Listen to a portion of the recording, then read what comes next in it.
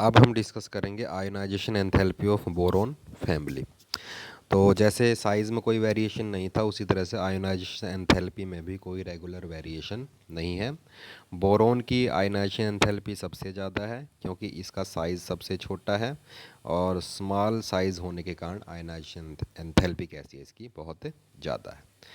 तो जब हम बोरोन से एल्यूमिनियम पे जाते हैं तो साइज़ एकदम बढ़ जाता है। बोरोन का साइज़ 85 पिकोमीटर है, और जो एल्यूमिनियम है उसका साइज़ कितना है, 143 पिकोमीटर।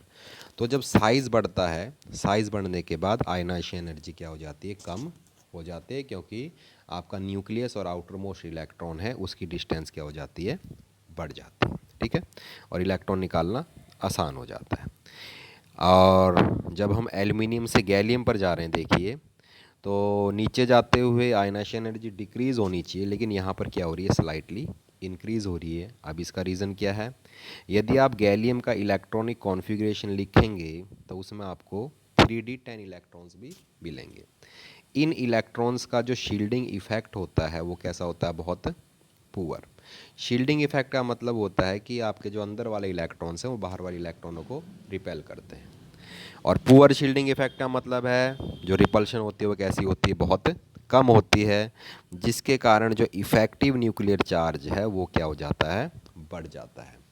इफ़ेक्टिव न्यूक्लियर चार्ज का मतलब है जो आपका अट्रैक्शन न्यूक्लियस और आउटर मोस्ट शेल में जो इलेक्ट्रॉन प्रेजेंट है उसके बीच में है, उसको हम बोलेंगे जेड इफ़ेक्टिव। तो अगर जेड इफ़ेक्टिव इंक्रीज़ हो जाएगा तो ऑटोमेटिक आपकी आयनाइजेशन एंथैल्पी भी क्या हो जाएगी, इंक्रीज़ हो जाएगी। ठीक है, तो गैलियम की क्यों है आयनाइजेशन एंथैल्पी ज़्यादा, क्योंकि गैलियम में 3d इलेक्ट्रॉन्स प्रेजेंट हैं जिनका शील्डिंग इफेक्ट कैसा है, बहुत कम है। लेकिन जब हम गैलियम से इंडियम पे जाते हैं तो वहाँ पर थोड़ा जो आपका आयनाइजेशन एंथैल्पी वो आपको डिक्रीज़ दिख रही है। क्यों डिक्रीज़ दिख रही है, एक रीज़न तो ये है कि जो गैलियम है उसका जो साइज़ है वो है 135 पिकोमीटर, और जो इंडियम है उसका साइज़ है 167 पिकोमीटर।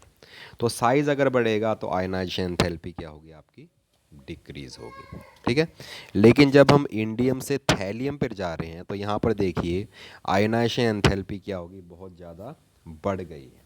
ठीक है, अगर मैं साइज़ की बात करूँ थैलियम की तो वो है 170 पिकोमीटर।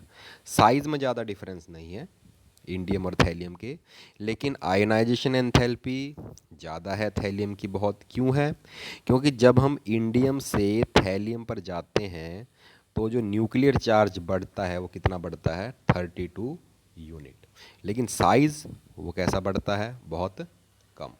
इससे क्या होता है, जो इफ़ेक्टिव न्यूक्लियर चार्ज है वो क्या हो जाता है, बढ़ जाता है, और इलेक्ट्रॉन निकालना क्या हो जाता है, मुश्किल हो जाता है। ठीक है, थैलियम के केस में भी आपके 4f इलेक्ट्रॉन्स इन्वॉल्व होते हैं।